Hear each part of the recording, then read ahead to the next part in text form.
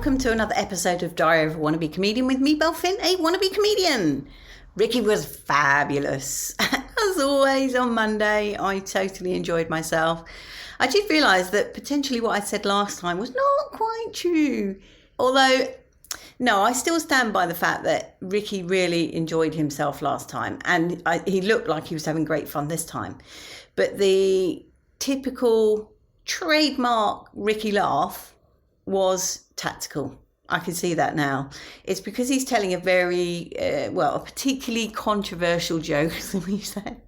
And so he puts in that, proper big belly laugh that he does. And all the audience just go along with him. So that was great to see. It's like, I'm starting to understand, starting to unpick his process a bit. And good on him. I don't think I've got a good enough laugh to get away with saying the things that he says and then just laugh it off and the audience laugh with me. But it's one to remember for the future. He had Josh Pugh and Sean McLaughlin supporting him, and Sean McLaughlin was very good. It's the best I've seen him, actually, because I've been a bit I don't know, I found his performances just lacking a bit in something. I don't know what it is. I can't put my finger on it. I think I explained before that it felt like he was trying to do that Ricky Gervais abusive thing. He's still doing that, and I wish he wouldn't do that joke because I don't like it. But hey, it's a free country and he's allowed to say what he likes. But he was particularly good on Monday. And Josh Pugh, he was all right. He did a new bit that just did not work at all. And it was fascinating to see him plugging away, and then he went, this is not working, and just stopped and changed direction and started doing some of his old stuff. And that was very good. So that's those two. On Tuesday, I have my animation. Nothing much to say there. I'm just working through my project quite slowly. I have to say, I've got two tutors that are just so picky for detail. It's like, I'm not.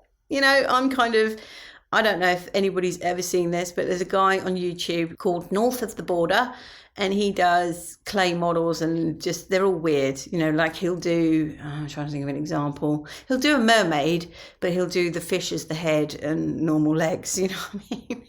And he is a brilliant modelist. Is that the right word? Anyway, he's very good at it. And he's got a saying, something about, good enough is good enough. Or it's not that, but it's something like that. And that's pretty much how I feel. We can get hung up in the detail, quite frankly, that we don't end up doing anything. And I'm seeing it with some of my colleagues around the room who are getting a bit stuck on some of the detail.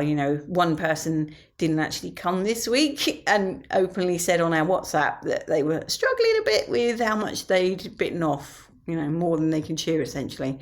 So me, I'm not in that school. I'm make it easy. Easier, the better. The quicker to the result, the better. It's probably why I've not really achieved anything in my life. But hey, I'm sticking by that philosophy. And so I showed them what I'd done so far, and oh my God, they're just picking. Like one of the assets that I've used, which is a picture I found somewhere, and I've obviously cut around it, and it's just left a bit of green around the edge of one of the hands. And they're like, can't you get rid of that green? I'm like, what green? I didn't even see the green.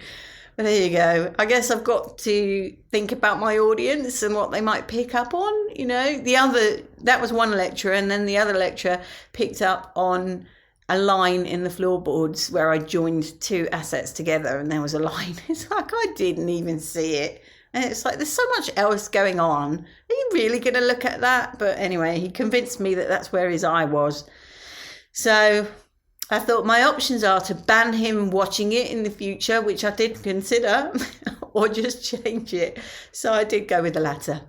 Yesterday, I was at the View Cinema in Leicester Square watching... Now, you remember I went to Equity a few weeks back and I said that there was a director there called Martin Gooch who came to talk to us, and he was a really nice chap and I'd love to work with him. I really would. Well, he called it the Goochapalooza.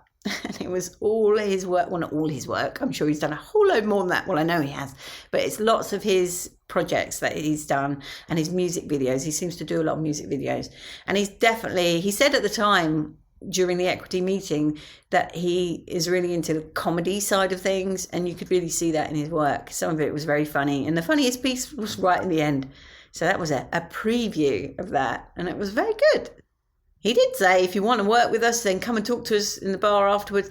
Unfortunately, I wasn't feeling too crash hot last night, so I did leave quite early. But it's like, there's a thought. Maybe I'll get in touch. Don't know really what I could do. I don't have any skills, and everything I do is just good enough. But that's basically my week. I'm waiting now for my mother to arrive because we're going to go out and see Have I Got News for You being filmed tonight, which is so exciting. I think she's more excited than me. But anyway, I'll give you an update on that on Monday. Much love and gratitude.